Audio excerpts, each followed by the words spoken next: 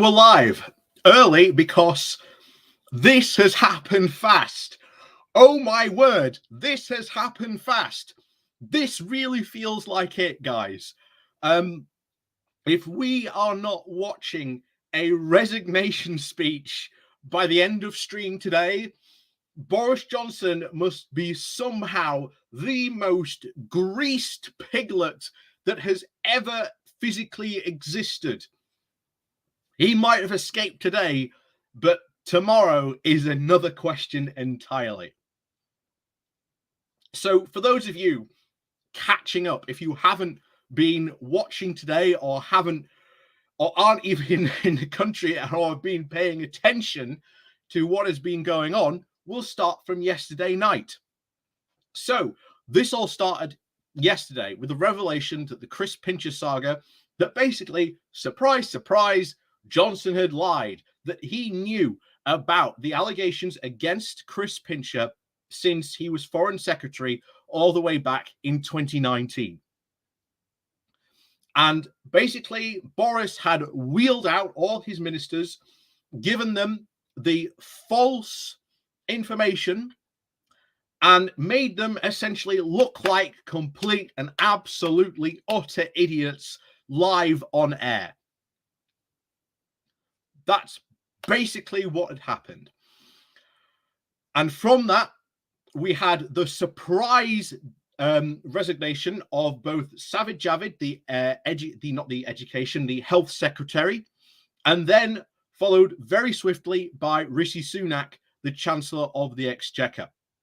Those are, at this moment in time, the only two cabinet ministers that have resigned so far. Everyone else has stayed pretty much the same.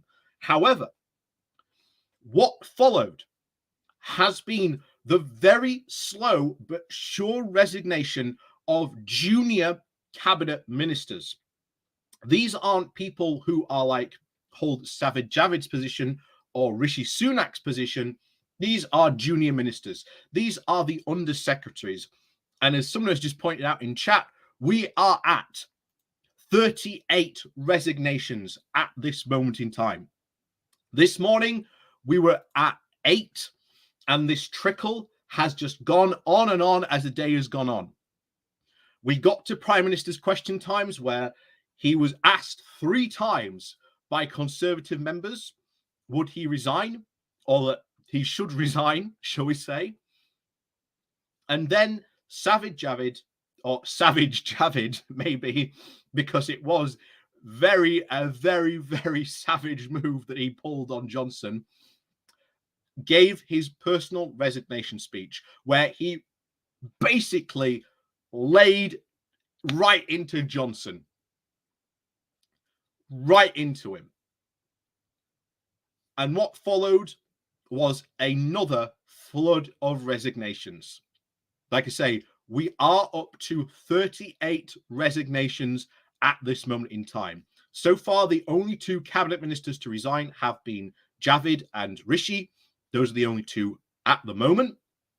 But what followed earlier on today was Johnson went before the liaison committee and was basically absolutely annihilated before them, to a point where before the meeting ended, he was told by I think it was one of the Conservative members, that basically his cabinet are lining up to tell him to go.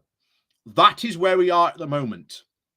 So Johnson could very well be resigning very, very soon. So we are just watching and waiting to see what could happen at this moment in time. So we're going to go over as today what we were doing yesterday and following the live updates from The Guardian and the BBC. Because I have literally just got in, I've also ordered food in, so I will probably be eating live on stream at the moment. So I do apologize if I am eating at some point, but it's unfortunately unavoidable. So yeah, let's see what the latest updates then are. So unsurprisingly, resignations are continuing. Not surprising. So we're probably up from 38 now. PPS resignations continue. Tory resignations keep on coming. Here are some of the latest MPs to resign. David Drugden has resigned as a trade envoy for Angola and Zambia.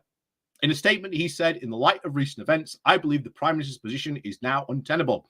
James Sunderland has resigned as the PPS to the Environment Department. Peter Gisborne has also resigned as the International Trade Department. In his resignation letter, he said, on Saturday last week, I marched with the LGBT plus Conservatives at London Pride. And as a gay MP, that should have been liberating and an enjoyable experience. Instead, due to the damage our party has inflicted on itself over the failure to include trans people in the ban on conversion therapy, it was a humiliating experience and signaled to me the intense damage that has been so needlessly inflicted after years of hard work by so many to rebuild the damage of Section 28. Sarah Britcliffe, the PS2 Nadeem Zawawi. So she's even going, though she hasn't moved over to the Treasury, so she's gone. So this is her tweet. It is with a heavy heart that I have given my resignation as the personal private secretary in the department that I love, education. This government has achieved so much to start delivering on the levelling up. Again, questionable. They've all been saying that today, that they've achieved, quote, so much on levelling up. But again, where's the evidence that they actually have leveled up? We'll probably get to more of that later. Mark Fletcher has resigned as the PPS to Kirsty Kutang, the business secretary. Fletcher was at the Carlton Club when Chris Pitcher got drunk there last week. Said he was offended by the MP suggestion that MPs like him were at fault, he said. As you were aware, early last Thursday morning, I had to intervene in a very serious situation at the Carlton Club involving a former Deputy Chief Whip. I reported the events immediately to the Chief Whip, who took the appropriate action and handled the situation with superb levels of seriousness and care. On Friday, upon my raising concerns around Mr. Pincher still having the whip, and I spoke to the events that had happened on Thursday morning, I was reassured shortly after our call that you did the right thing and suspended the whip from him, from Mr. Pincher. However, in our conversation in the tea room yesterday, you suggested that the events of that night were the fault of the colleagues who were present for allowing him to drink so much. Once again, Boris trying to pass the blame. Such a view seems to me to be an attempt to absolve Mr. Pincher of his actions, and in doing so, to be an apologist for someone who has committed a sexual assault. I am unable to accept such a cross and an intensive interpretation of what happened that night.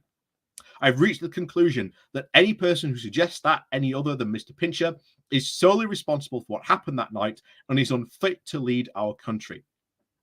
So again, another resignation. So this is the other interesting thing, because so many people are resigning, we cannot actually run our government at the moment. This is literally what is happening. We cannot literally run our government at the moment.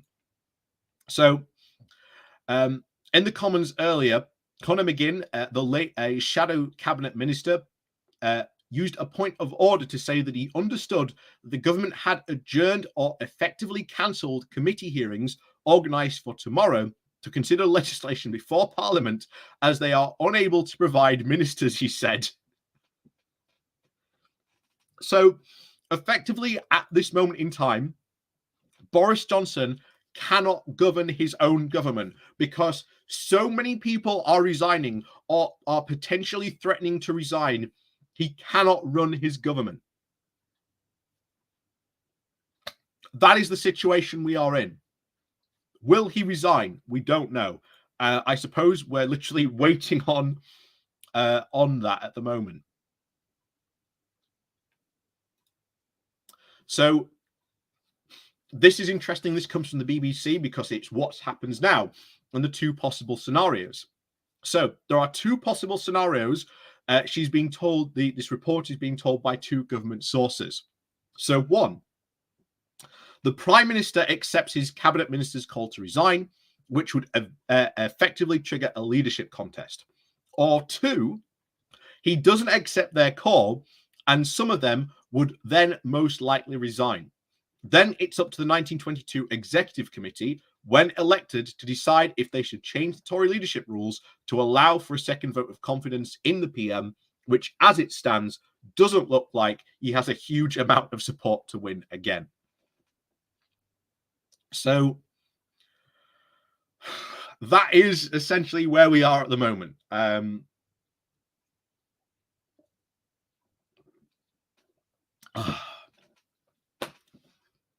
tell you what, since about 4 o'clock, I walked into my meeting and I had my phone on silent, but all it was doing, because I've got Google Alerts set up for this type of thing, all my phone was doing during that meeting was going, brr, brr, brr, brr. And I'm like, oh God, what's happening? What's happening? And as soon as I got out of that meeting, I was reading all these updates and everything that's happened. I was like, Jesus Christ. So I've had to dash back from Doncaster back to Barnsley to immediately start live streaming, because I was so worried. I was so worried on the way home. I was sure Johnson was going to resign. I was that close. I thought he's going to resign. He's going to resign before I get home and start live streaming, but he hasn't so far. But that is where the ball is currently. From what we have heard, ministers have lined up in the cabinet to tell him to go. I think there was a list a couple of moments ago. See if we can find it, of the ministers who are lining up to say him to go. Oh, this is it. So it sounds like the number 10 housekeeping staff have a tricky job tonight. According to the Times' Stephen Swinford, there are now 2 contingents of cabinet ministers in the building to see Boris Jonson. Loyalists who want him to stay and rebels who want him out. Oh, and that's my meal. Hold on a second.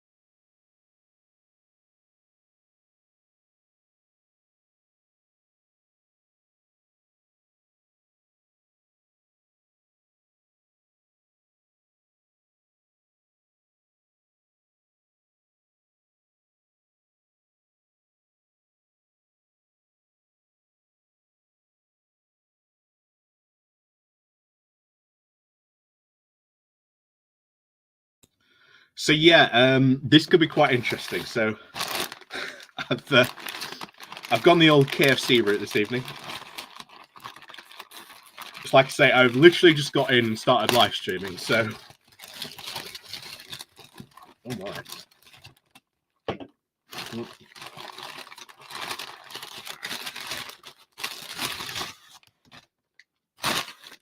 So you'll have to excuse me if I indulge myself in this. That needs to say, folks, saddle up. It's going to be a fun evening.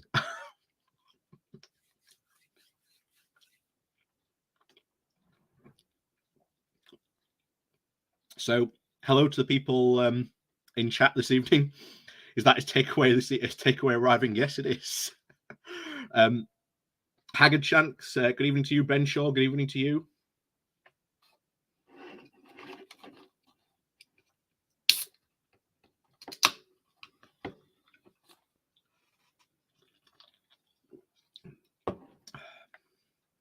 Oh, there's been an update.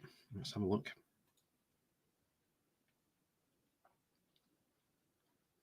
Oh, so according to an MP quoted by Chris Smith from the Times, Boris Jonson anticipates his departure from the office in accordance with the moral code from the Iliad.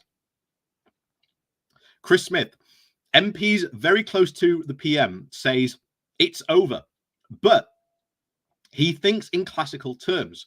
For him, there is no greater honor in resigning than being killed. If you're going to die, go down fighting. Interesting comments there from that MP, indeed.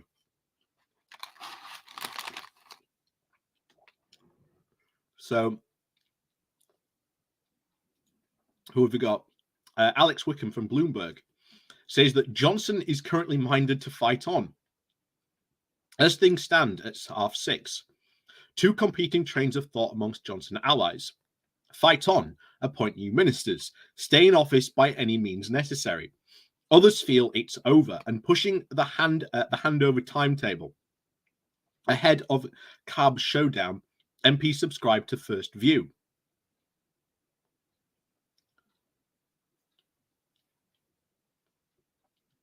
So, yeah, this could go very interestingly, because it does seem that he definitely wants to go.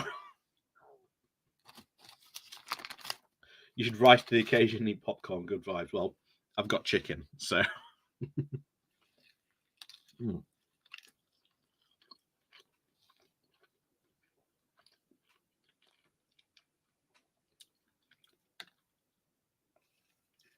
Actually, you'll have to excuse me. It's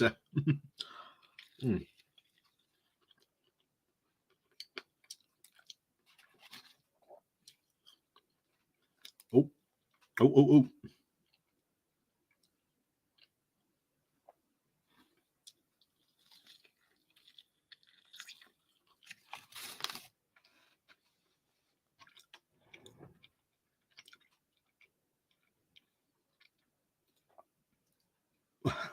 Kathochi, thank you very much for the super chat. Enjoy. Not sure if you've seen the spreadsheet of Tory indiscretions from a couple of years ago. They are redacted and not versions publicly available. Doesn't surprise me.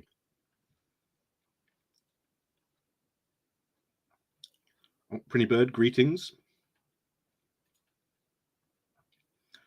This is interesting.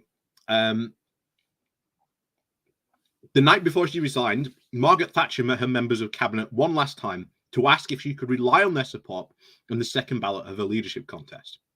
She had won the first round, but not by the threshold required.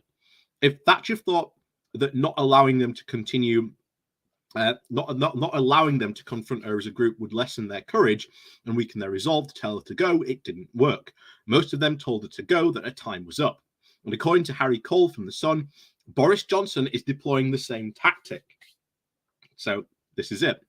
Sources say the PM is seeing the cabinet ministers one at a time rather than being greeted by the whole delegation.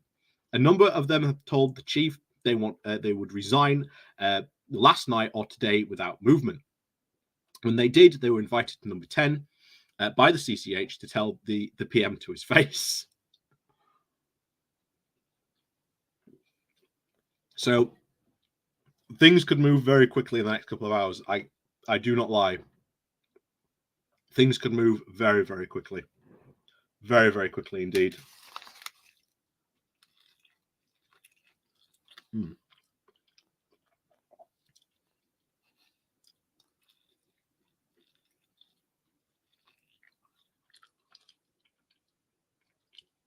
Haven't heard a word from Liz Truss. Probably because, Phil, she's on a plane somewhere. She's not in the country at the moment.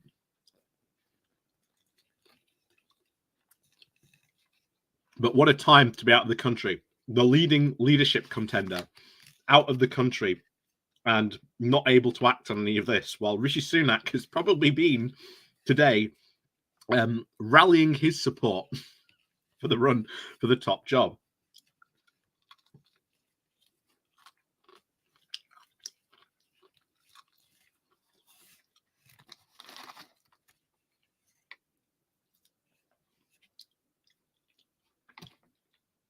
Yep, doesn't surprise me, Loki. Patel probably wants to run for the top job as well.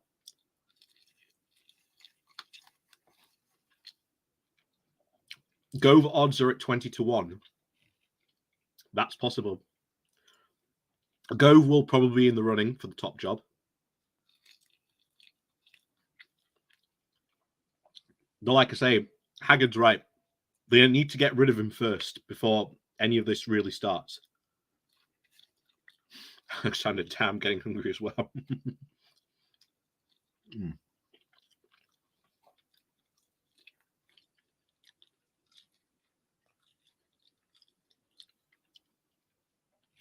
How was May today in PMQs?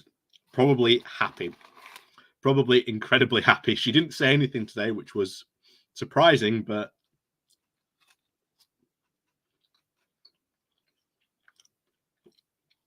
that's how it goes.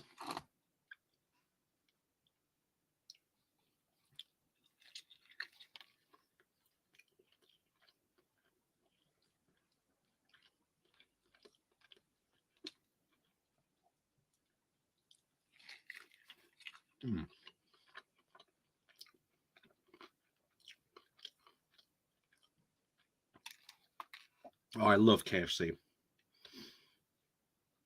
There's something really primal about just biting into it.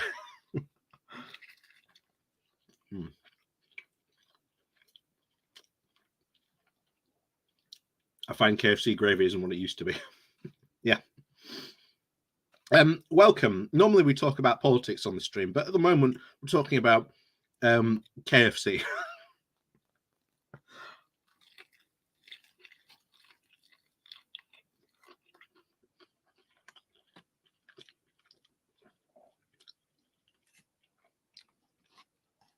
Yeah, the liaison committee today was really funny. Just from what I've read, I didn't see any of it myself, but from the updates I was seeing, it was all, please, for the love of God, just go. And what were you doing about this? All asking about like the Chris Pincher stuff and stuff like that. And you could tell Johnson wanted to talk about anything but that.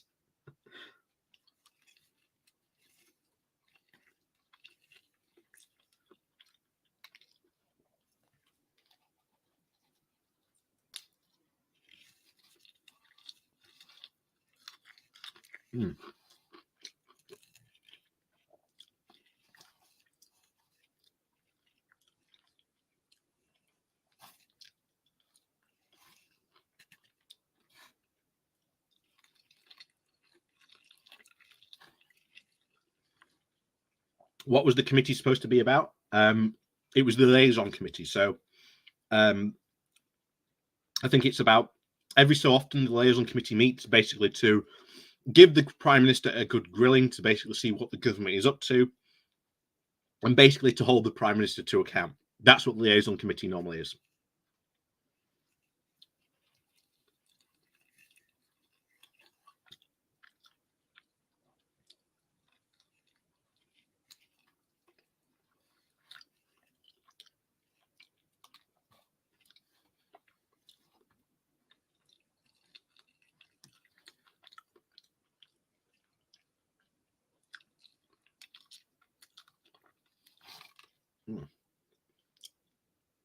Could the Queen dissolve the government and force a vote? No.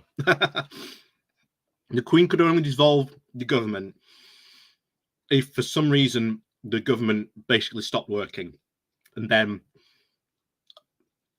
at that point, the Queen would appoint a temporary Prime Minister or an interim Prime Minister, and they would take over until then general election was called.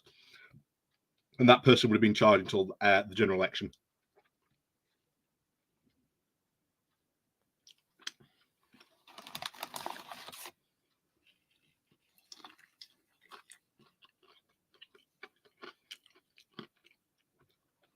And then we've also got to talk about tonight who's going to replace him.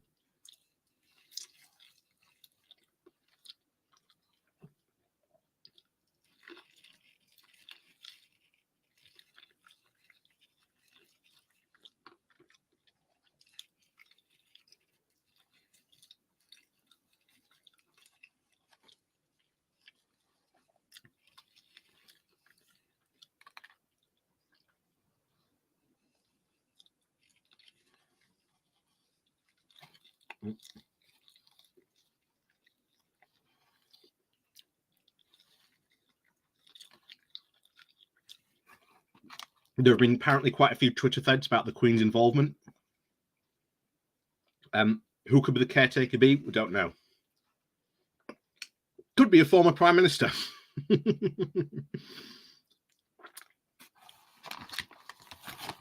Could very well be a former Prime Minister.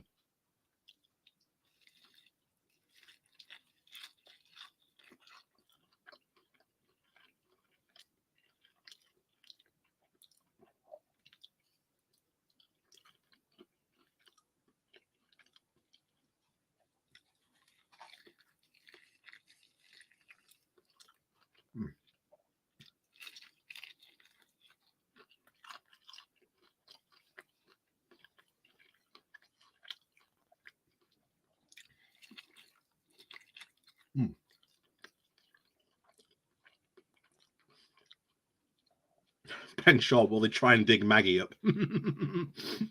Possibly.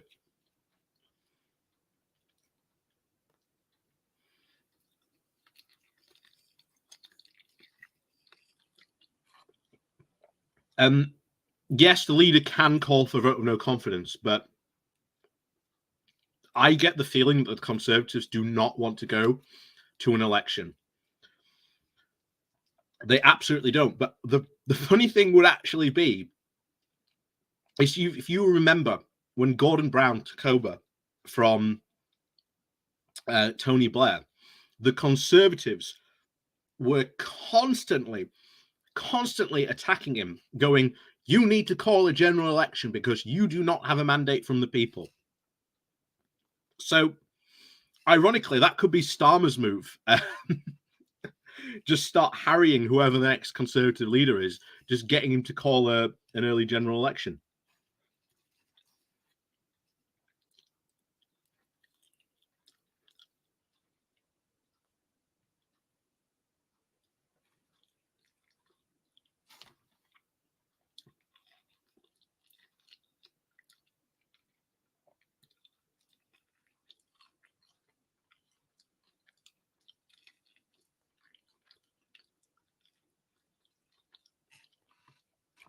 Oh. So someone else, Jonathan DiMontia, has recalled for his call vote of no confidence. That's not a resignation, but that's something else that has been happening today as well. MPs going out and going, yeah, I no longer have confidence in Boris Johnson. So apart from the resignations we've been having as that as well today.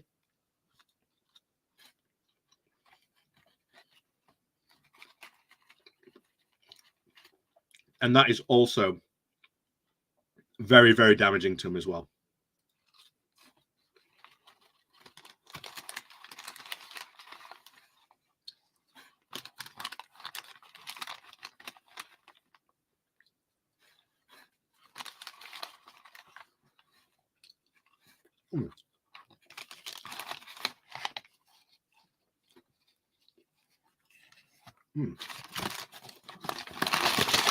Right. There we go. Give me a moment. Let me de-chicken myself. And I'll be back in a moment and we'll continue to see what's happened.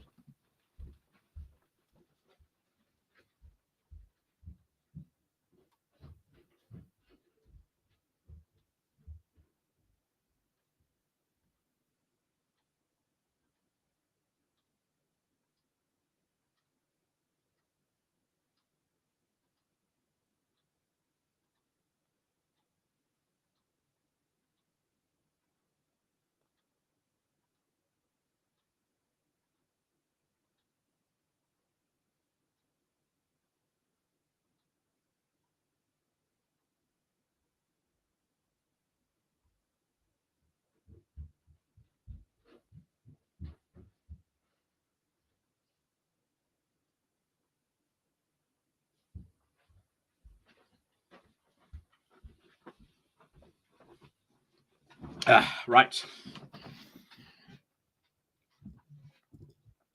So What we'll also do is also extend an invite. Let's see if we get any special guests joining us.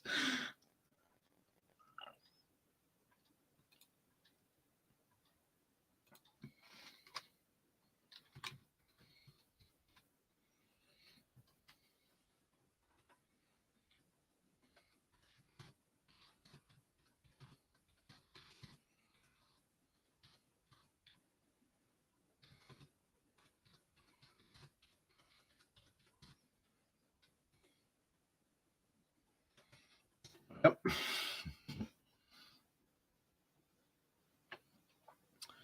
See if anyone turns up. There we go. I'll put out a call if anyone wants a special guest to joining in.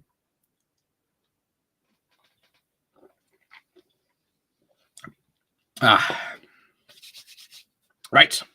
So let's have a look at this then. So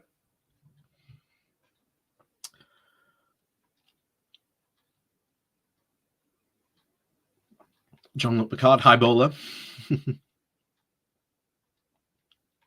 Eric, bowler hat man, literally grabbing popcorn. Very true. So,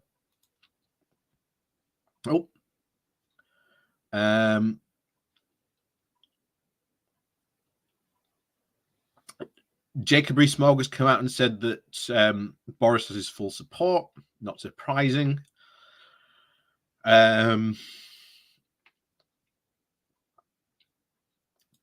But it wouldn't be surprising if you continue with what was said earlier about the two schools of thoughts that were going on apparently inside Downing Street.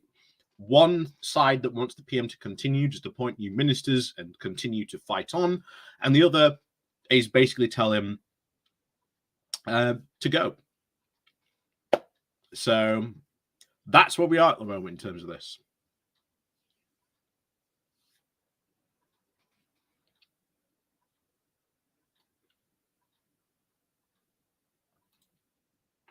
You could change your background to a sign spelling successfully debunking Brexit since 2018. Colin Thompson. Doesn't look good for the Northern Ireland Protocol. No, it doesn't look good at all. Like I say, this is depending on who gets in, depending on whoever gets in, could go really hard on the Northern Ireland Protocol and just completely throw it out. That's if we get a hard... Oh. See what this is. Stephen Bush from the Financial Times says that the polling history from 1945 suggests that changing leaders will improve the Conservative Party chances at the next election. Since 1945, the Conservatives have changed PM between elections 6 times and lost just once in 1964. In contrast, they've gone to the country without changing PM 4 times and have lost twice. Certainly interesting food for thought there if the Conservatives want to try and, well, continue winning.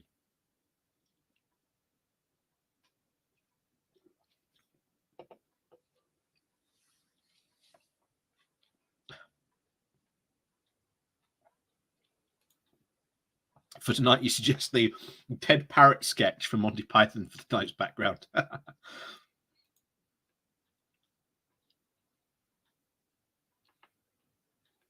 Yeah. Has anything looked good for the Northern Ireland Protocol? No. Like I say, we are, of course, always just waiting on this now. From the news of what we've read earlier, Boris Johnson is seeing his cabinet ministers individually so that they can tell him to his face whether they have confidence in him or not. Needless to say, like I say, 2 things are going to happen tonight. Either we are going to get that Boris Johnson resignation, or Boris Johnson will continue to fight on in an even worse position. And trust me, he will not last long. The jury is out. The Conservative Party have made it very clear that if Johnson does not go, we are expecting at least some more cabinet walkouts, probably Michael Gove, from what the rumours have been saying today, but also we could possibly suspect a couple more. So let me find that list, because that was here somewhere. Where is that list? Number 10 divided. Breaking told that Graham Bradley is in the Cabinet Office now. How long was that ago? That was now out an hour ago.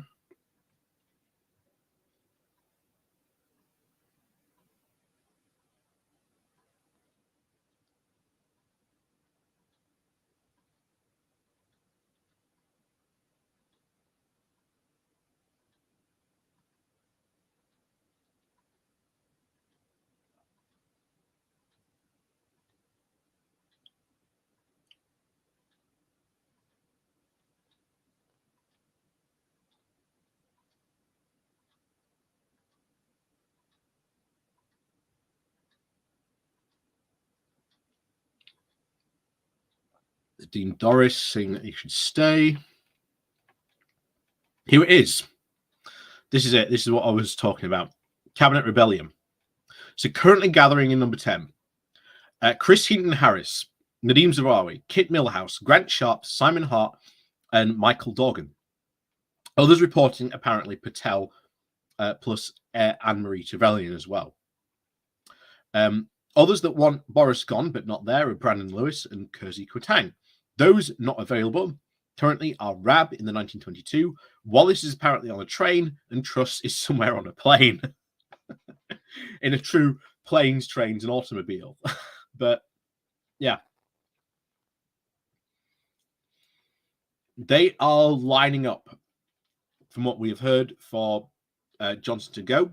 We've had 38 resignations today, and effectively, according to Labour, the government cannot run because there have been so many resignations that important select committee hearings cannot function because of the number of these resignations that have happened. So this is very, very interesting.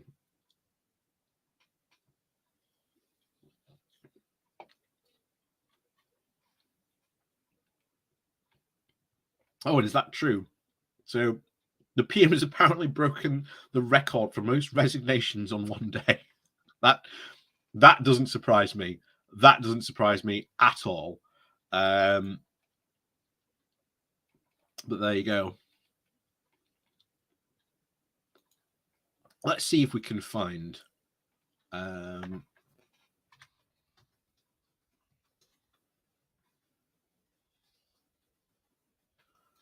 some of these.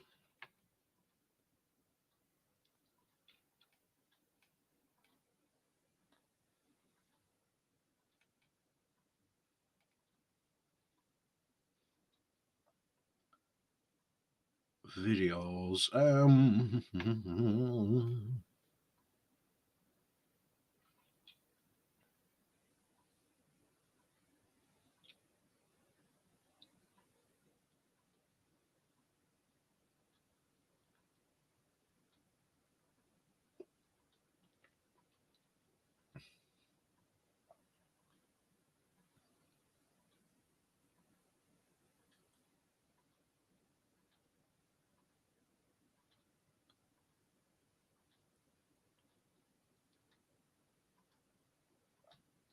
You know, this is some videos.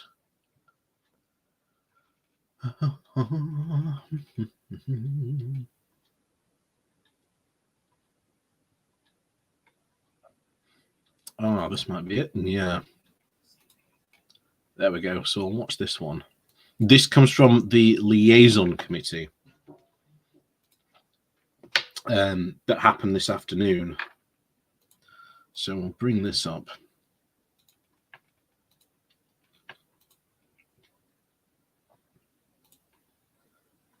So we'll see what happened here. But this was in the liaison committee earlier today. And when you see Prime Minister, people like John Glenn leaving government, people like Kemi Badenoch, people like Neil O'Brien, one of the intellectual architects of levelling up. Do you not feel, Prime Minister, the very ability, capacity of this government to address these enormous overhanging issues is deteriorating as we speak? Well, when I came into Parliament, I think there were about 140 Conservative MPs. I can't remember exactly what the number was. There are now 365 or so, 360 thereabouts. There is a wealth of talent, Stephen. Order. We should be confident in our ability to. And as for your point about the government focusing, the government is certainly focusing on the issues that matter. And today we're cutting taxes for everybody by £330 for 30 million people. Just this day, I've talked about the £1,200. We've just got 500,000 people off welfare into work. Very quickly, Prime Minister, you've been very kind about us on the back benches, but actually I think you're going to find it extremely hard to appoint people of the same calibre of the kind of ministers I've mentioned to you. I think you find it extremely difficult. Well, you don't need to reply to that point. I think the point's been made. You're catching my eye. You were a little bit under time. Yes. Yeah, thank you. I mean, Prime Minister, just following on from that, you've had more resignations since any Prime Minister since 1932. Michael Gove has told you to go. The charade's up. The game's up. Really, will you be Prime Minister tomorrow? Of course, Mr. McNeil. But next week, I'm here to. Rather than giving any running commentary on my own career, I'm here to talk about what the government is doing, and that is so that's what I was telling Stephen, and we're doing a lot. Yeah. He got absolutely shellacked. Let's join. I think this is a Sky News Live. Let's see what they've got going on live. It started really with Partygate. It started with what looks as if things have not been entirely truthful, and then it's finally, I suppose, is the Chris Pincher affair. And it's no good the Prime Minister keep coming and saying, "Oh, I'm sorry, I got that wrong." So, for those of you keeping count, by the way, apparently we are now up to 38 MPs have resigned. So we were at 31, we're now at 38. So that's a lot of MPs to resign.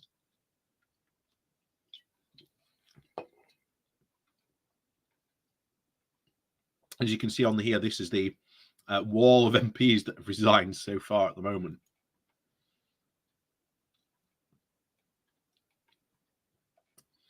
So according to The Guardian, at the moment on their tracker, Grant Shapps, the Transport Secretary, has come out of number 10. However, reports he hasn't said anything on his way out. That's a bit disappointing. Chief among them, the former Health Secretary, Sajid Javid. Of course, you remember his dramatic resignation just over 24 hours ago. He made a statement in the House of Commons today explaining his reasons for resigning. Treading the tightrope between loyalty and integrity has become impossible. And this was Javid this afternoon. Months. And Mr. Speaker, I will never risk losing my integrity. I also believe a team is as good as its team captain, and that a captain is as good as his or her team. So loyalty must go both ways. The events of recent months have made it increasingly difficult to be in that team. It's not fair on ministerial colleagues to go out every morning defending lines that don't stand up and don't hold up. Yeah. It's not fair on my parliamentary colleagues who bear the brunt of constituents' dismay in their inboxes and on their doorsteps in recent elections. Yeah. And it's not fair on Conservative members and voters who rightly expect better standards from the party they supported. When the first stories of parties in Downing Street emerged late last year, I was personally assured at the most senior level by my right honourable friend's then team that, and I quote, there had been no parties in Downing Street and no rules were broken. So I gave the benefit of doubt. And I went on those media rounds to say that I'd had those assurances from the most senior level of the Prime Minister's team. Then we had more stories. We had the Sue Gray report, a new Downing Street team. I continued to give the benefit of the doubt. And now this week again, we have reason to question the truth and integrity of what we've all been told. Well, let's just fill you in on the information we're hearing about what's going on behind us in number 10 Downing Street. We know the Prime Minister is in there, Beth Rigby, with cabinet colleagues telling him to go, some perhaps supportive of him. We were wondering what the position of Priti Patel would be, the Home Secretary. Matt Daffin from The Times has just tweeted out an exclusive, which he must have presumably picked up from some of her team members, So this is... that Priti Patel has sided with a group of cabinet ministers calling for the PM to go. Mr. John, I mean, Priti Patel, as I was saying, is one of... So Priti Patel has sided with the rebels, telling Johnson to go. That is very interesting. That is very, very interesting. So yeah, things are picking up fast.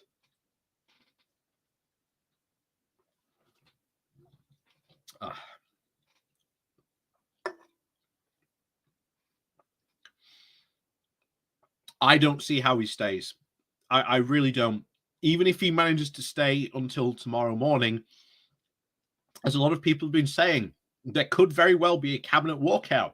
If there is a cabinet walkout, that's even worse for him, because then he can't even run his government. And that's a good point. Jennifer brings up, yeah, he wants to keep a job. He wants to keep a job. But the thing is, anyone who comes in, the next person who comes in to replace Boris Johnson, is not going to keep the cabinet. It is not going to keep the current cabinet at all, for two reasons. First of all, the big two key positions are up for grabs: Home Secretary and Chancellor. Whoever goes running to replace Boris Johnson will be offering those jobs to secure factions' votes in the coming Tory civil war.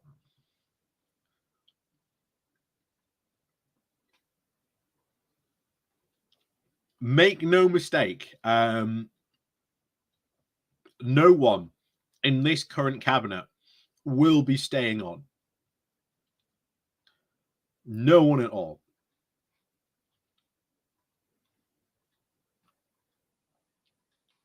Oh. Evening to you.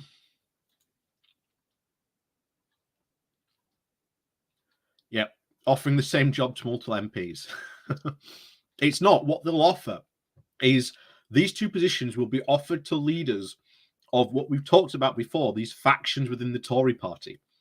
So the fact that you've still got the European Research Group, there's the Northern Research Group, there's the COVID Recovery Group, there's the Net Zero Scrutiny Group, there's the One Nation Conservative Group. There are a couple of others, but they're escaping my mind at the moment. But what those will offer to be, those will be offered to the leaders of those groups to basically gather and support the votes of those particular groups. And then the problem then becomes, because there are now all these different groups, are they happy within the current PM? Could you then get a potential another rump parliament under whoever the next Prime Minister happens to be, because they are not happy because they did not get what they wanted, or the party is going away from what they wanted to do? It's entirely possible.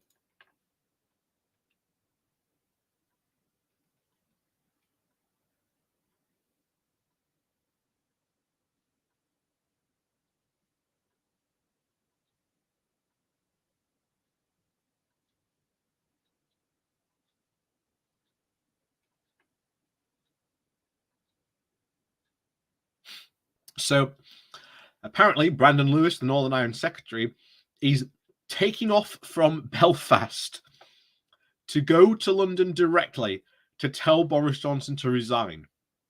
That is quite incredible. Oh, here we also have the news update, which what Sky News reported, what we heard just earlier, just to get that confirmation.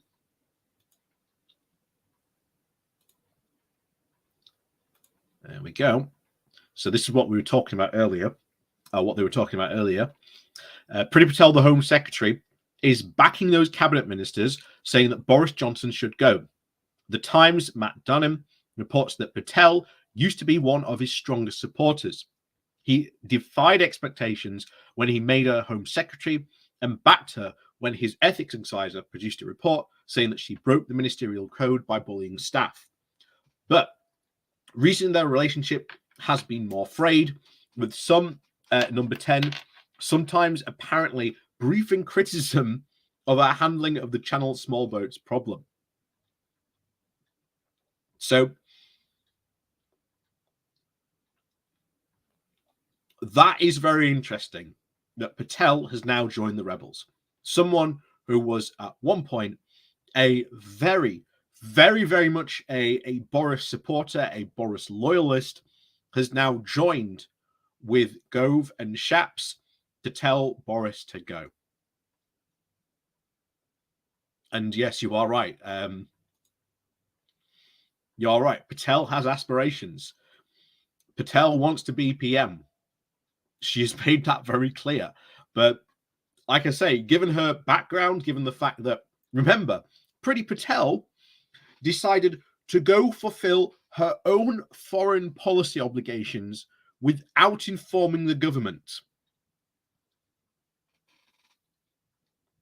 You can't do that. The very fact that Patel is still an MP is shocking. She should not be allowed to be an MP. She should not even be allowed anywhere near a cabinet office position.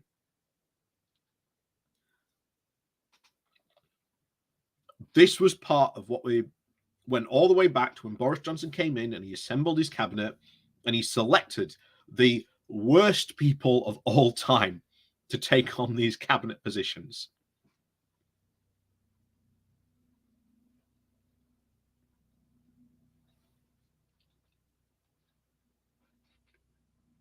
So, yeah, this is going to be really, really hard. This is, trust me, there's two options here.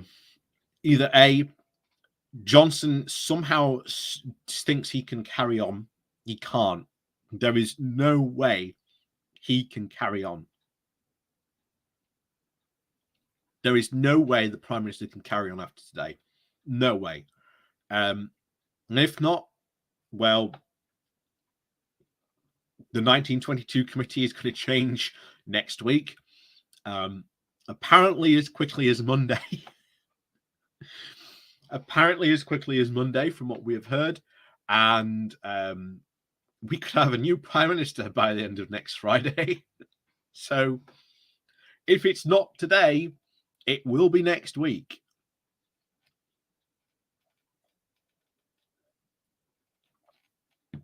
Oh, thank you very much, Haggard, for this update.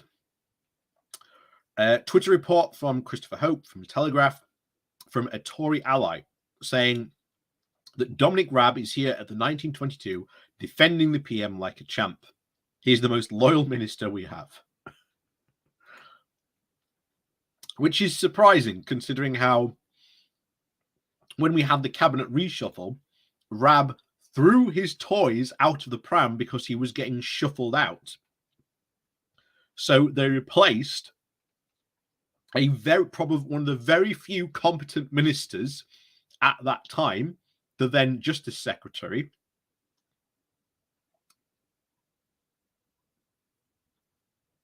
to get rid of him. And then Raab took his place.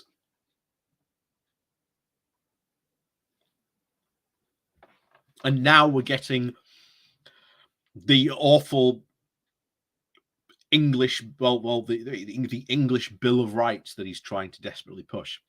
Oh, thank you very much, Cathology. Steve Baker, PM. Don't know. We'll have to see. Honestly, whoever goes for the running of the next PM, we can speculate, but to be honest, we don't know. We do not know who is going to be in that running until Boris is gone.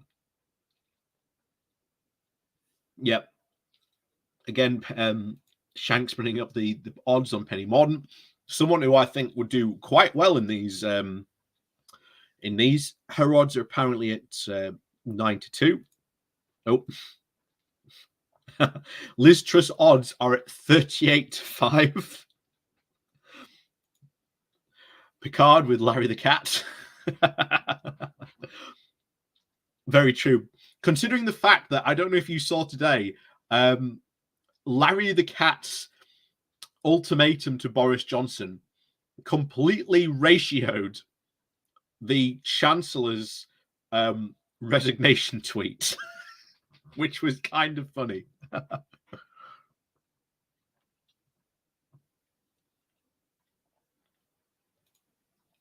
Cathlo G, you're going with Gove a bit on Wallace. Gove has a good chance. Wallace, from what we know, the only reason apparently Boris is actually supporting all the stuff in Ukraine was apparently all down to Ben Wallace. That's the only reason that Boris was supporting Ukraine that much. Because of Ben Wallace was saying, you have to go support Ukraine. You have to go support Zelensky. Oh, Ben Wallace odds are now at 8-1. Tom Nelson, Jeremy Hunt. Yeah, I fully expect Jeremy Hunt to be in there. He's already announced his running. There is already a campaign group called Jeremy 4 PM. It already exists. He's probably, in terms of everyone else, he's probably one of the few that is already out there running 4 PM. I won't be surprised if we find out he's already out there on maneuvers trying to drum up support.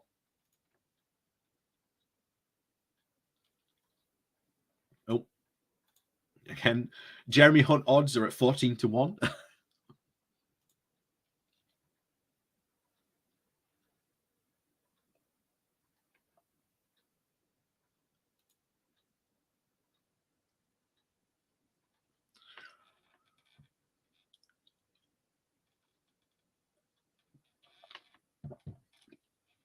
But I don't see how he resigns. I don't see how he survives. He can't after this. There is no way. You are currently at 38 MPs who have resigned from government positions. The government, according to the Labour source, currently cannot operate because of this amount of resignations. And of course, we've had two big ones. The two big ones have obviously been Javid and Rishi. We haven't had any more cabinet ministers resign. But if Johnson refuses to resign, there is a possibility that we will get more cabinet resignations. That, I think, is very, very much a possibility for this. Very, very much so.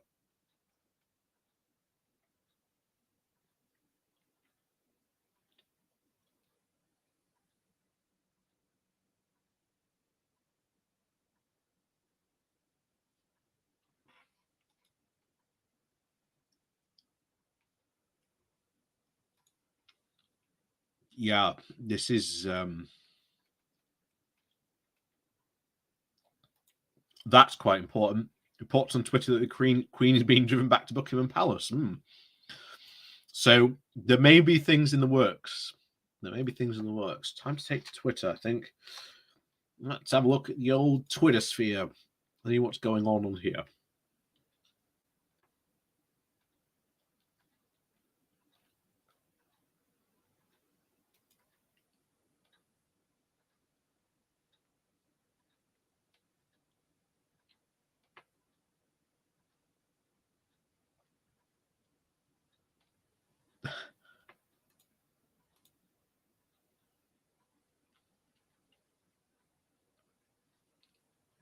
Here we are. Oh, resignation watch is trending.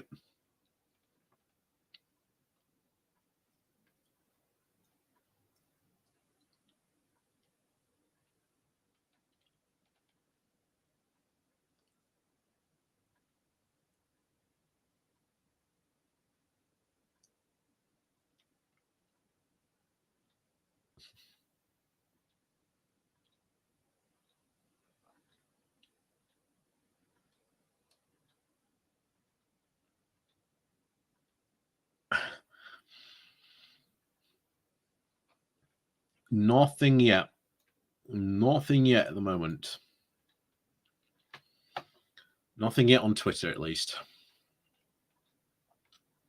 But you'll be glad to know that I'm sure you've all seen this probably already. Nadine Dorries has submitted a letter of no comprehension.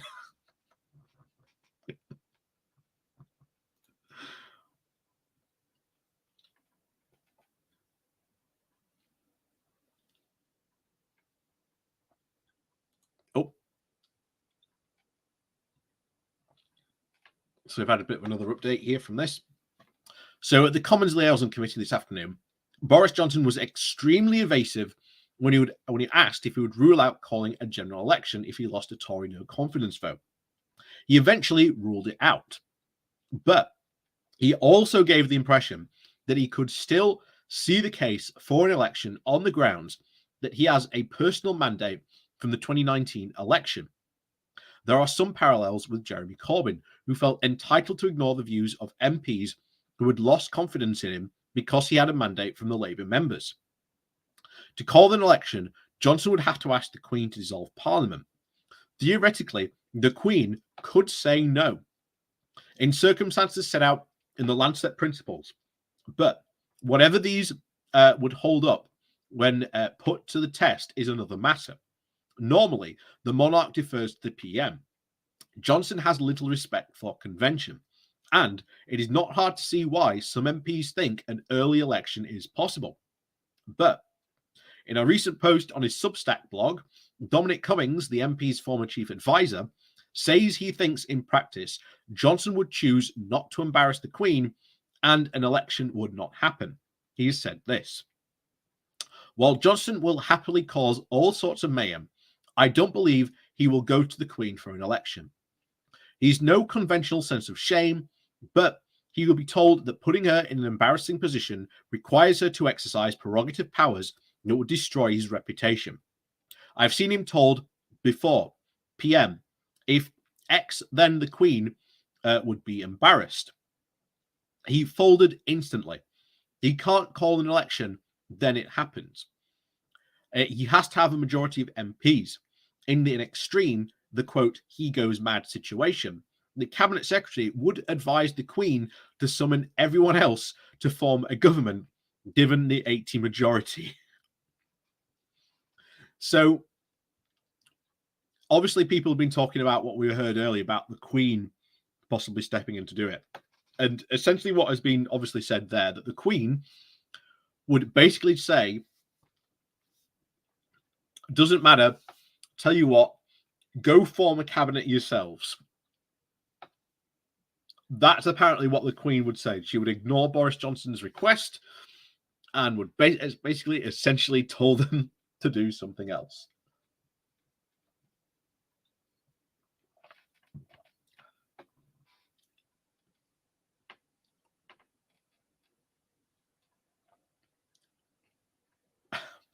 Greetings from Beat Glue.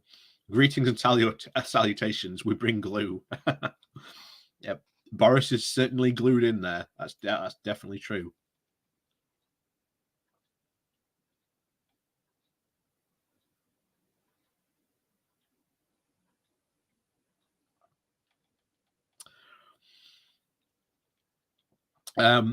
This is interesting. From the BBC, from Nicholas Watt. I just asked an ally of a cabinet minister who is in number 10 calling on the PM to go, what would happen if he refuses? The response was, then Boris Johnson won't have a cabinet. He replied very swiftly. yes, it's being confirmed now that Patel has called on Johnson to resign. So that is now a definite, that Patel's called on Johnson to resign. That's, again, very, very interesting. Definitely switching loyalties there. What she hopes to get out of that, we don't know. But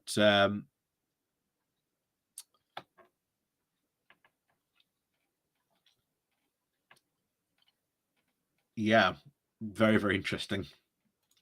This chatty rat. Watching Night Sky News, Larry sitting on the step of number 10. The door was open for him to be let in, but he declined and stayed put. He must be very fraught inside.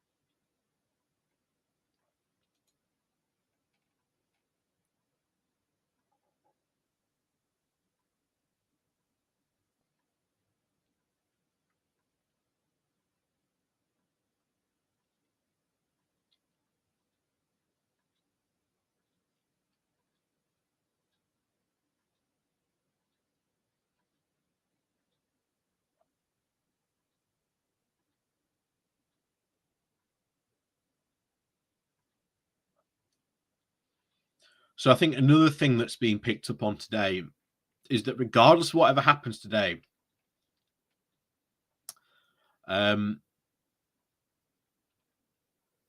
Boris can't govern. There have been so many resignations, and people will. So far from what we've heard, there might be a lot of people going, "Well, we're not going to step in to fill these positions until Johnson's gone." So that could effectively, the government cannot run. As of probably tomorrow, the government cannot do anything. It's not going to be able to do it.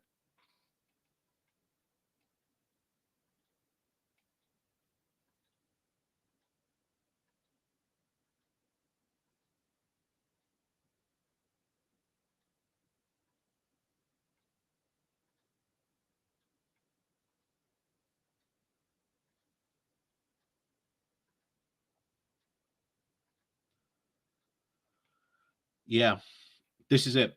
How much can actually Boris rule on his own without a functioning government? He can't. He can't. Monster movie fan. He can't at all. He literally can't. How he does it, and what authority does he have? At this point, what will happen is that the Conservatives will move, I think, very, very swiftly to remove Johnson. Like I say, I think at the moment, all we're waiting for today is a resignation speech. I think that's what we're waiting for an announcement of a press conference. So again, this might be a long stream. We might be here until 10 again.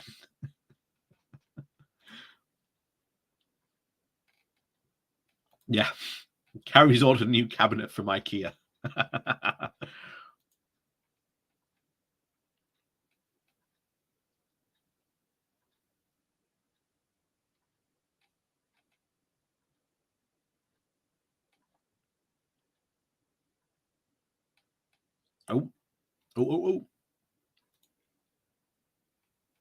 Oh, here we go.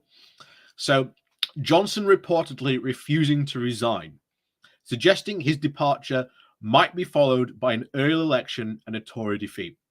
Boris Johnson is determined not to resign, ITV's ITV's reporter reports. Exec told PM, absolutely defiant, he is not going to resign. Sources tell me he told cabinet colleagues that it was a choice between a summer focused on economic growth or chaos of a leadership contest, followed by a massive pressure for general election. Arguing that a lost election will mean a coalition that will lead to the breakup of Britain sounds very familiar from 2015. And those around him think that they will lose a couple more from the cabinet, but not all. They claim Sir Graham position was that he won't be drummed out tonight and that the rule change won't come until Monday. And then he puts his 14 million mandate on the table. So that is where we are. I think we are probably not going to go that long tonight. If that is turns out to be true,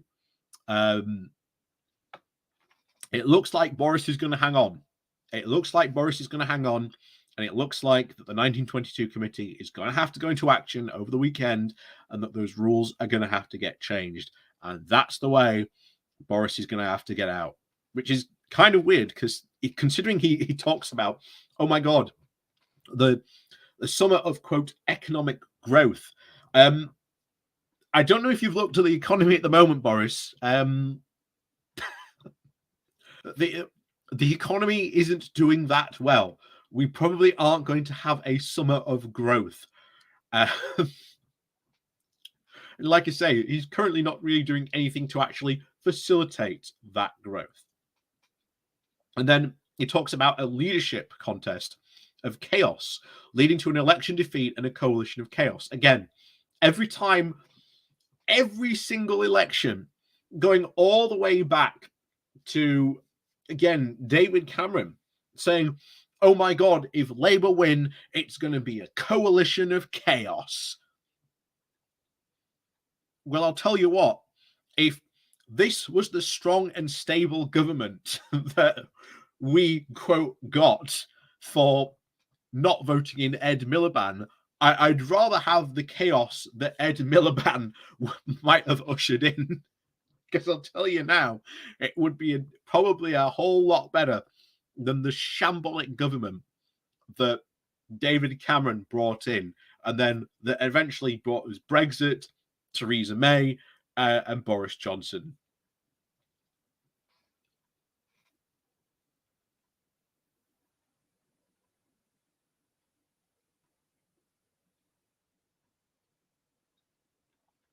Yeah, that's fine. National, like I say, I don't think we're going to get a resignation. Based on this, Johnson isn't going. Based on this statement alone, Johnson is not going. This means that this essentially means that the Conservatives are going to have to change the rules in the 1922 committee and drag him out hook or by crook. And it's kind of funny that he talks about, oh my God, the summer of chaos. We are about to see this summer of chaos, okay?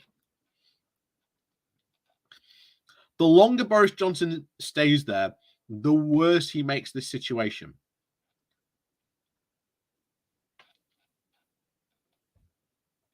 He can't stand there. I don't know where he's getting this idea that he can remain as prime minister. But there is some kind of bizarre belief that Boris Johnson has that somehow is making him think he can stay in his position. There is absolutely no way on earth that Johnson can stay. The chances are we are probably going to see probably more cabinet resignations. But it looks like Johnson's staying in. And you know what that means? The Conservatives are going to go in with their pliers and they are going to pull him out. This is going to be a very long, very, very long, shall we say, extraction, or it might not be. If the rules of the 1922 committee are going to get changed on Monday, potentially a vote could be called. Maybe that Monday, maybe that Tuesday, who knows?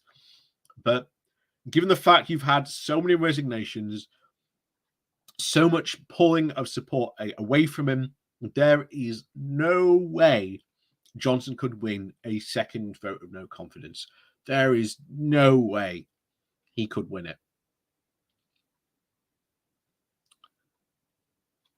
But then, of course, Johnson, as suggested here,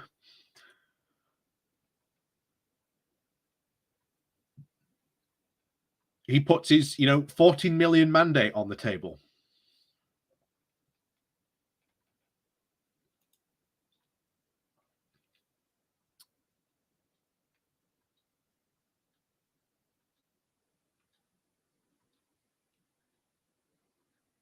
And like I say, it's very worth pointing out that mandates do not matter. Mandates of that number do not matter. We are a parliamentary democracy. We are a representative democracy. At the end of the day, we vote for the MPs. They're the ones and people who represent us. They're the ones who do it. And they have been saying very, very clearly, yesterday and today, Boris must go. So we're in it now for the long haul by the looks of it. But it looks like Johnson is staying.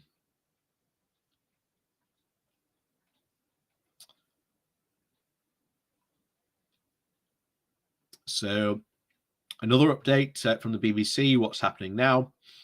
The Prime Minister's future is extremely uncertain. Here's a quick recap. A group of cabinet ministers is in Downing Street telling Boris Johnson that he should stand down as MP. We understand that the group includes the Home Secretary, Priti Patel, newly appointed Chancellor Nadhim Zahawi, and Grant Shapps, though he was seen leaving the building just a short while ago. A separate group of supporters, including Culture Secretary Nadine Dorries and the Brexit Opportunities Minister Jacob Rees-Mogg, are also believed to be there, professing their support for him to stay in the role. Meanwhile, Boris Johnson has been holding his, quote, entirely normal weekly audience with the Queen by telephone, and reports our political editor Chris Mason. Yes, the entirely normal audience with the Queen. Oh, by the way, we are now up to 40 resignations. For those of you keeping count, like I say, there's going to be, I said it earlier today, there's going to be no one left. There's going to be no one left by the weekend, Someone please remember to put some food in Larry's bowl for the weekend so he can survive. Because Boris isn't going to do it. So someone please do remember to feed Larry the cat on the way out. 14 or 40? 40. According to the BBC, we are now at 40.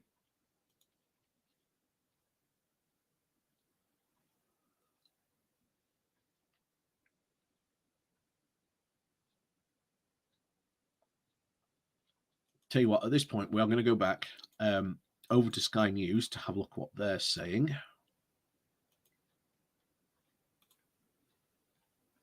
Let's call it a deluge of ministerial resignations and PPSs. If that doesn't happen tomorrow, will he feel that he can at least get to the weekend and then regroup?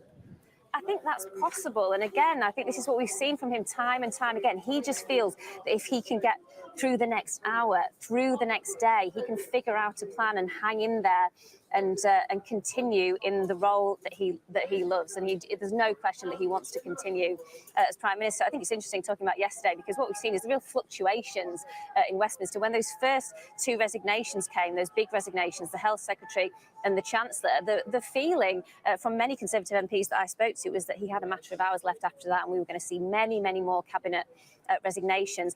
It did seem like he was regrouping last night, and he appointed a new Chancellor, Nadhim Zahawi. He promoted Michelle Donnellan. Well, what we hear today is after that drip effect of resignations, they have now gone, after being promoted yesterday, and joined that team of cabinet ministers, we understand, who are suggesting to him that he needs to go. So it just shows how quickly things can change in a matter of 24 hours. But on that we hear the Prime Minister is defiant. Well, he hasn't actually changed his tune then during the course of the day. He's been out and about a lot in the public eye for such a long time. The Prime Minister's questions, where he made it very clear he was going to carry on. And then the bruising session at the liaison committee, where he made it very, very clear he continues.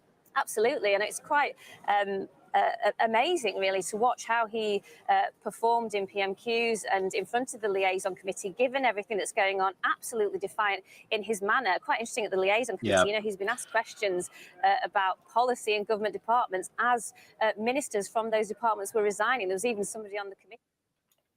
Yeah, I honestly, it's kind of shocking.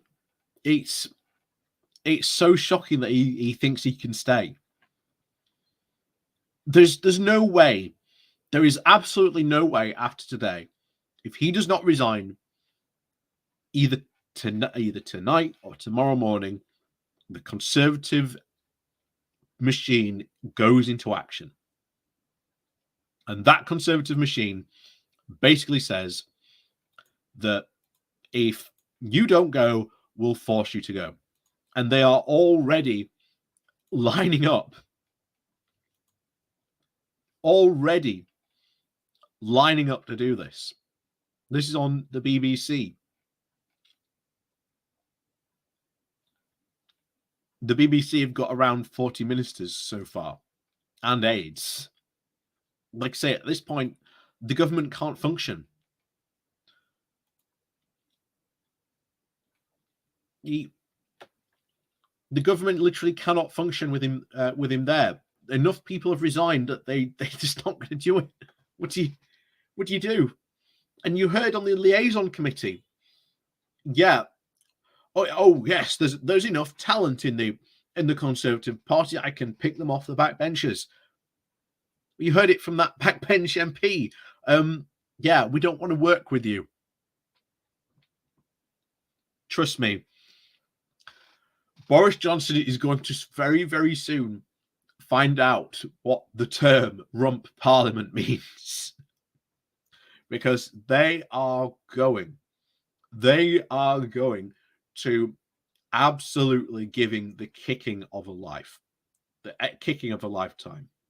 If he doesn't go, it's all bets are off.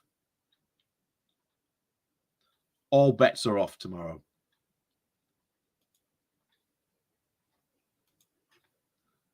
Let's see. Saying because there's been a new update. So this is Chris Wallace. Oh, no, sorry, Chris Walker. Sorry, no, Sir Charles Walker, sorry. The Conservative MP who has been reasonably supportive of Boris Johnson in the past has told Channel 4 News that it was over for the PM and they expect him to quit tonight. Britain no longer has a functioning government in place, he said, concerning what we've said and we've heard before. Enough people have resigned that the government cannot function.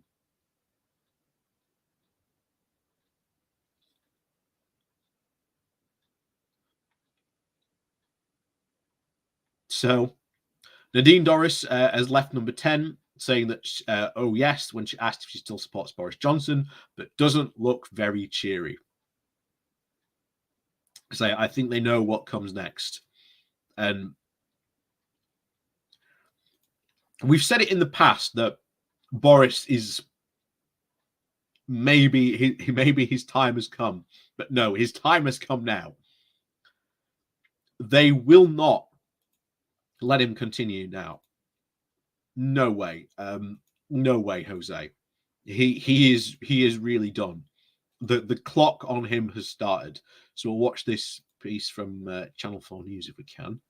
I believe the Prime Minister will go. I believe he'll go tonight or tomorrow. I suspect tonight, but it could be tomorrow. So there's no need to change the rules, and I take some pleasure in that. And I'm assuming that's not speculation, that's informed, well, is it? You can't govern without a government, and we don't have a functioning government in place. So we have the Prime Minister in number 10, but without a government really to lead. So that is an impossible position for him. And even, support very loyal ministers like Priti Patel now reportedly withdrawing their support. So the government is falling. The government is falling. You could argue that it has fallen. well, certainly the Prime Minister's current premiership, his premiership has fallen.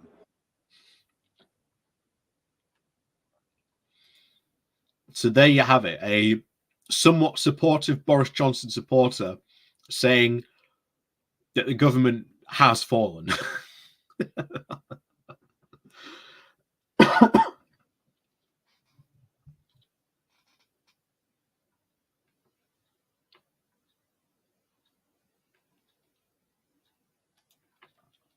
think there's been, oh no, that was just the Dean Doris update.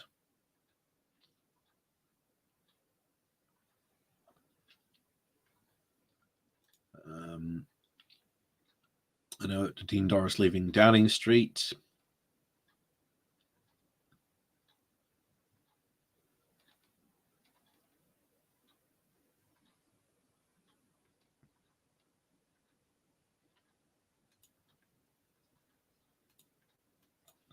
Oh, this is interesting because this is from the liaison committee this afternoon.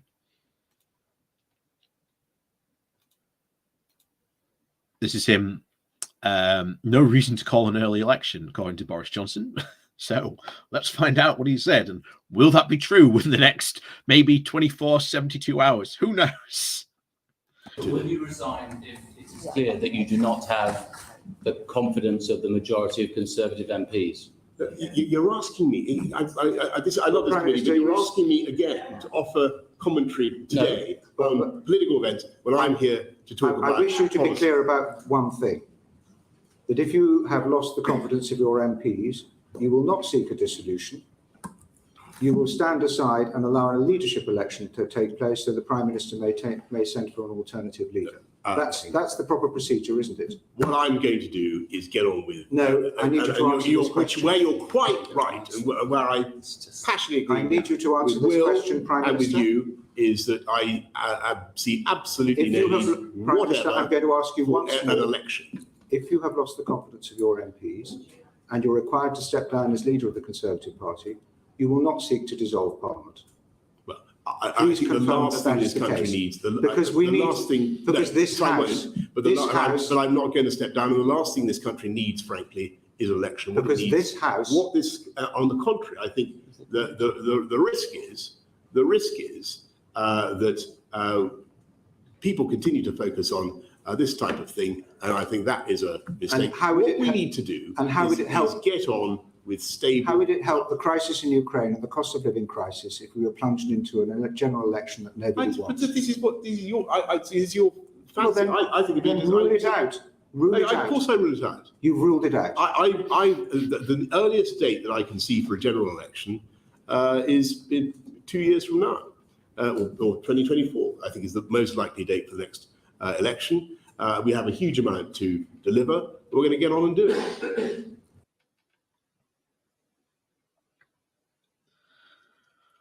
So that was Boris Johnson at the liaison committee ruling out a general election. But of course, we all know what Theresa May said about not calling a general election.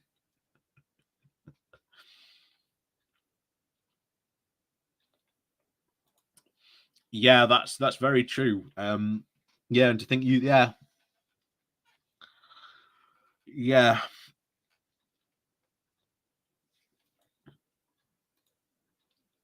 Yep, he's a goner. He really is. And I think we can really officially say for probably the first time in a long time when it comes to these scandals that are going to take out Boris Johnson, this is going to take out Boris Johnson. MPs, the Conservatives, have had enough of him. They want him gone. If he doesn't resign, they will force him to. And the lineup of cabinet ministers going to see him today was the first part of that. It is very, very likely now there will be a taking over of the 1922 committee by the anti-Boris faction. They will change the rules, could be as early and as quickly as Monday. They will call for another vote of no confidence that could happen very quickly next week.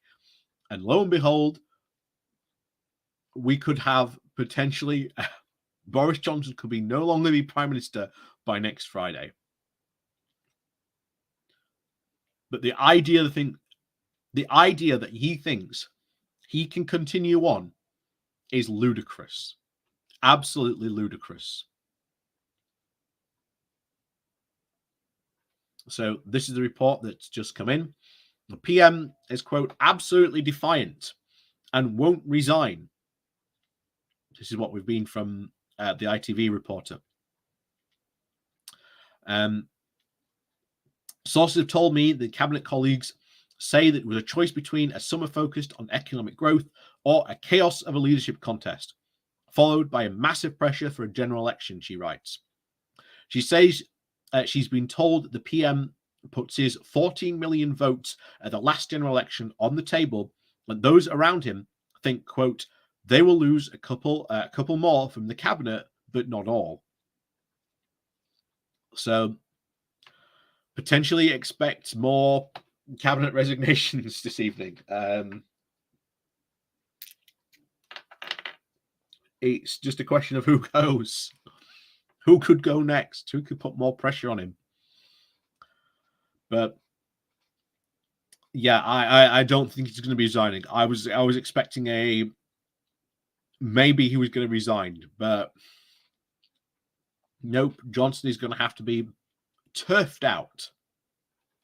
He's going to have to be absolutely turfed out of Downing Street by the Conservative MPs. And it's funny because you think, as you heard said there, oh, it's either, a summer of economic growth or more, a chaotic leadership election. How about the chaos of the Conservatives saying, we've had enough of you, for God's sake, please go. For God's sake, please go. And they now move to get rid of him. Boris is on a clock. The 1922 committee is going to be taken over by anti-Boris factions probably as soon as this weekend, if not certainly by next Monday. They will change the rules and there will be another vote of no confidence next week. Boris Johnson will lose it, and who knows what happens after that.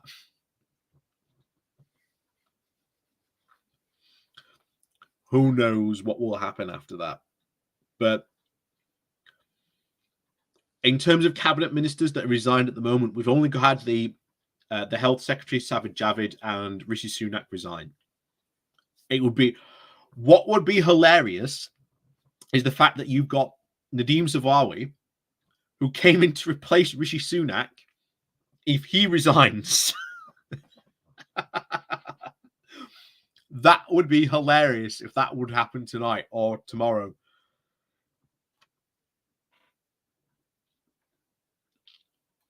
Yeah, cricket roundup. Boris Johnson is 40 and not out.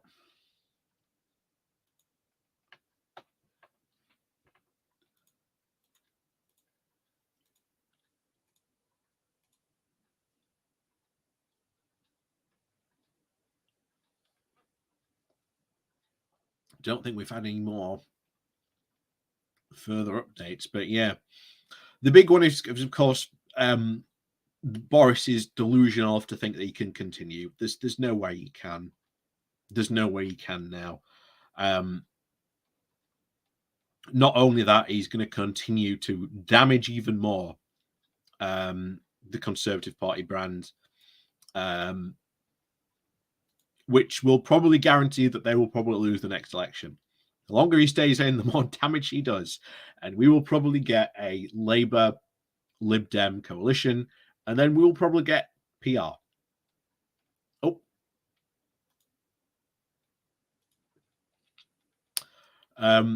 Further cabinet resignations possible, as Johnson tells colleagues he won't quit.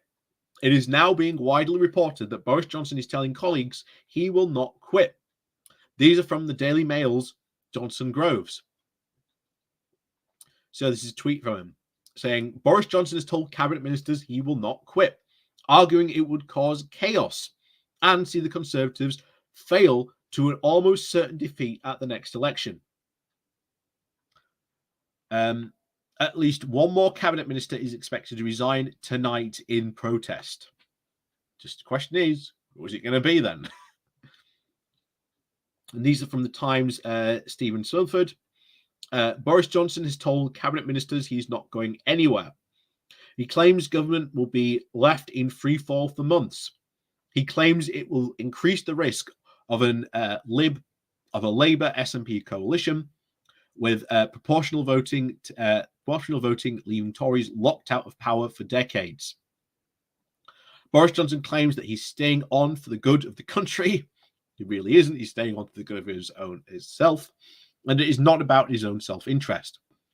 He's 100% determined to fight a second confidence vote. It means we'll see more cabinet resignations tonight. Another from the Sun's Harry Cole, saying Shamps, Hart and Lewis were all adamant earlier that they would walk if they did not see movement from the PM. The PM has told them he's not going anyway. So expect some musical chairs shortly. Johnson ally. He's not going to resign. He's got a lot of things that he wants to say this weekend before we even get to any vote. So, yeah, that more enough confirming the fact Johnson is going to be staying it for the long haul.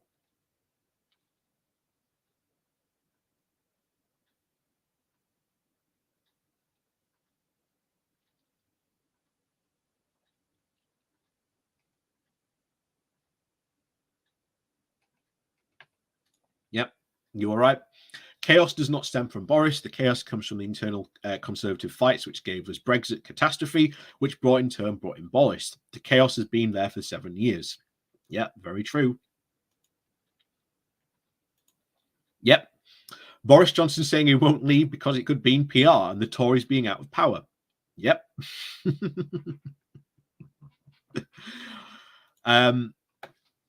This is one of the other things that could potentially happen. Like I say, if we have a general election and we get Labour in, we get that coalition government in, we get PR. The Tories get locked out of power. When you look at a PR system, the Tories never get more than roughly around 35% of the vote. In a PR system, that is not enough to form a government. It permanently locks them out of power, but also ushers in a new age of governments where essentially we get more coalitions. And the thing is, coalitions are good. Coalitions happen all the time in every single other country in Europe. Coalitions happen all the time. Parties work together. They get stuff done. You know, coalitions work. Coalitions are not bad. Remember, we've had two in very recent times. We've had the Conservative Lib Dem coalition. We've even had the Conservative DUP coalition. That was Theresa May's government. So coalitions do work. Oh, got another update. Let's see what we got. Cabinet ministers who want Boris Johnson to resign are worried that doing so might plunge the government into chaos, my colleague Jessica Elga reports. Cabinet minister says Johnson will not resign, likely to mean more resignation tonight. But there is deep disquiet for what this will mean for the functioning of the government. Some are deeply conflicted about what is the responsible thing to do. Which, okay, if they are conflicted about that, fair enough. But it's not like Johnson is really running the government anyway under the currentness of this.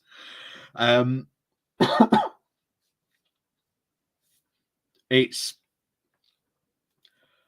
very likely not to happen. Hopefully we do. I really do hope we get some more cabinet resignations because those will damage Johnson even more.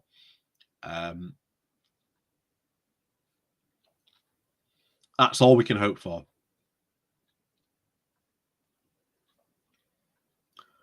That is really all we can hope for this.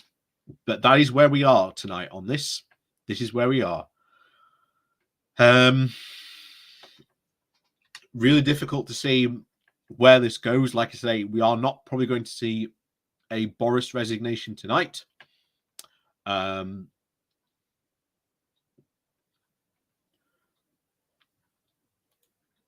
Probably very likely to be more a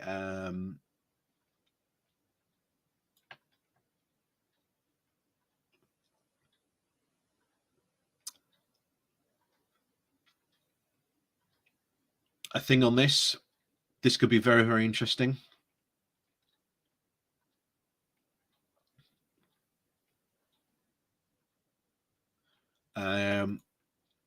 So yeah. So Boris is not going to resign. Potential for more cabinet resignations. The question is, who's going to go? I really don't know. To be honest, I think I'm going to call it. I'm going to call it a day at 8:30. I think we've seen the most of anything that could happen. I think tonight. Like I say, the biggest thing that would happen would be another cabinet resignation. I think anything else tomorrow is going to happen tomorrow. What we've got here? Oh, Nadeem Zaveri, the new chancellor, is backing Boris. We're being reported. Some reporting earlier that said that Zaveri was in the Johnson out camp. Number 10 source said he wants to stay and fight. It's not quite as doomsday as people were thinking a few hours ago. Claims Zaveri is on board with the PM and desire for a new number 10, number 11 partnership.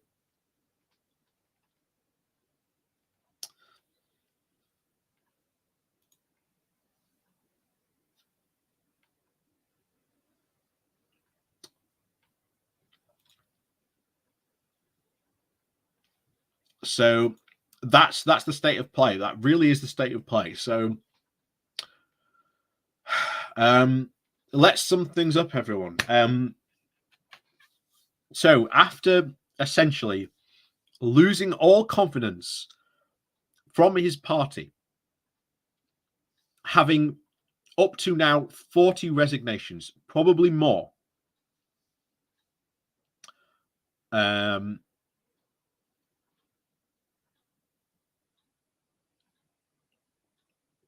with so many juniors resigning, like I say, we are up to 40 resignations. At last count, we are up to 40. That will probably increase even more, probably later, if not certainly tomorrow. And then what will happen is the 1922 committee will get taken over by these anti-Borisites. They will take over. They will change the rules. They will call a vote of no confidence. And next week,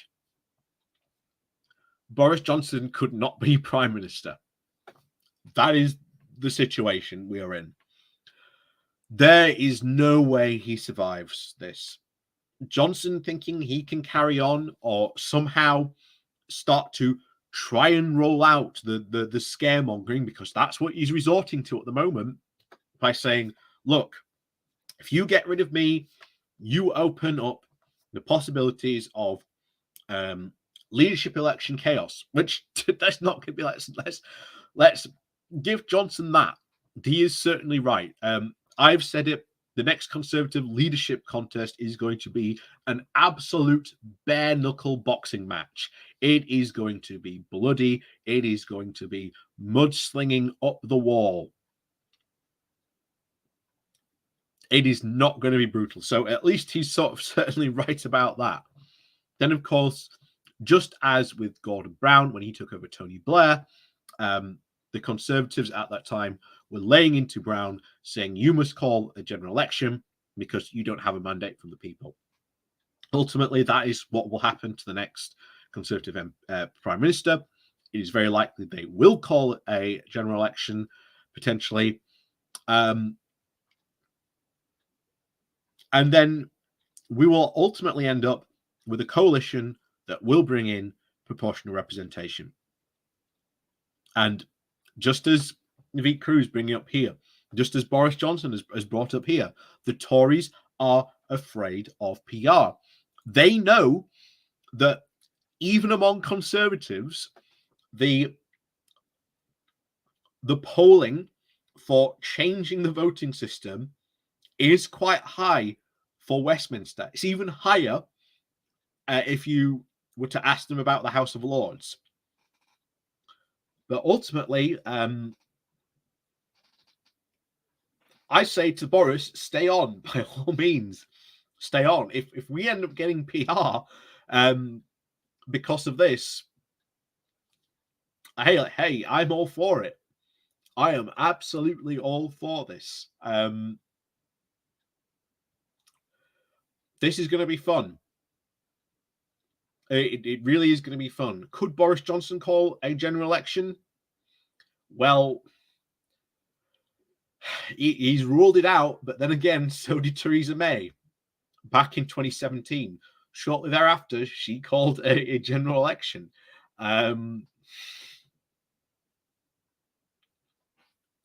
So what could happen next? I don't know. But almost certainly, this government can currently not function. And the idea that people are going to fill in for some of these positions is laughable.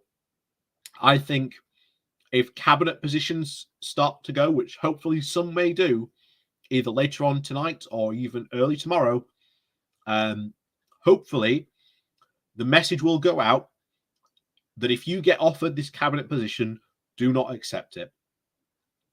Walk in, tell the Prime Minister to go, and then walk out. That's what should happen. But the big question is, I think the speculation is going to be continuing probably for the rest of the evening, who could go. But make no mistake, if more cabinet ministers go, this will be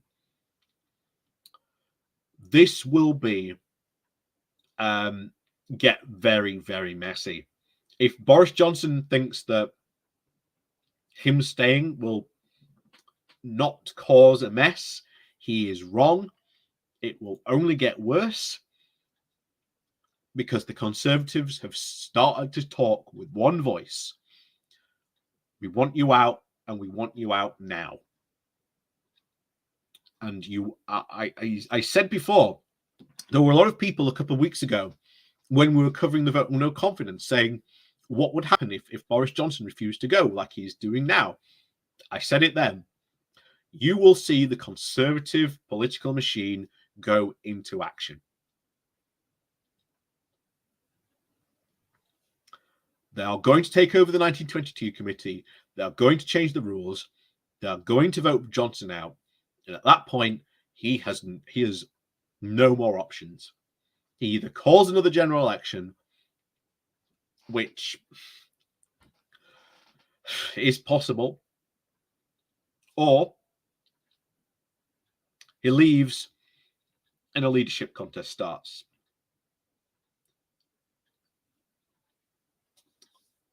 That is where we are. But the fact that Boris Johnson is delusional enough to think that he thinks he can carry on, that's delusional. And that gets to a worrying point where if he does lose the next vote of no confidence, is he delusional enough to think he can win another general election?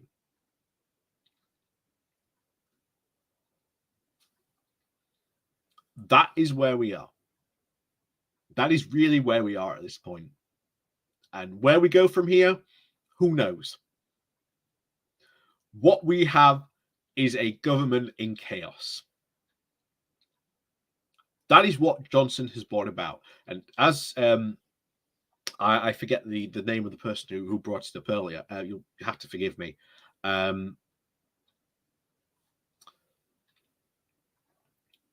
This has been going on since Brexit. This chaos was brought about because of Brexit, because the extreme right-wing libertarians of the party pushed hard as they could for Article 50, pushed as hard as they could for the hardest possible Brexit, when Theresa May and other Tories knew that they could not do it, that it would cause disaster, that it would ultimately destroy the economy. Like I say, it's funny to see that, you know, Boris Johnson thinks that he can have a summer of growth. That ain't going to happen, because very, very quickly, we are going to go into a new winter of discontent. And oh boy, is Johnson in for a rough ride if he thinks he can ride it out then. But I very much doubt he will make it to October. I very, very much doubt he will come to that.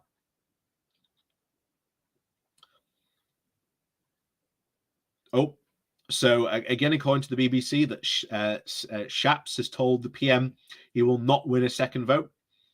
The Transport Secretary, Grant Shapps, has said to have told the PM he stands little chance of commanding a majority of the parliamentary party in a second confidence vote.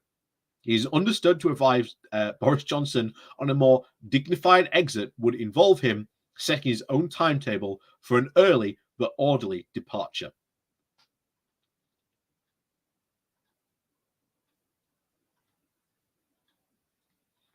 And again, given the numbers, according to this, a fifth of the Conservative Parliamentary Party has turned against the PM. Based on the latest figures, 21% of the Conservatives' 358 MPs, 75 of them have now switched from supportive or neutral to opposed to the PM's leadership since yesterday, the BBC's political research unit has calculated. Boris Johnson won last month's confidence vote of Tory MPs by 211 to 148. But some of these switchers may have voted against him in that anonymous ballot, so they can't be added to the 148. So that's it, ladies and gentlemen. Oh, thank you very much, Cathlo G, for the super chat.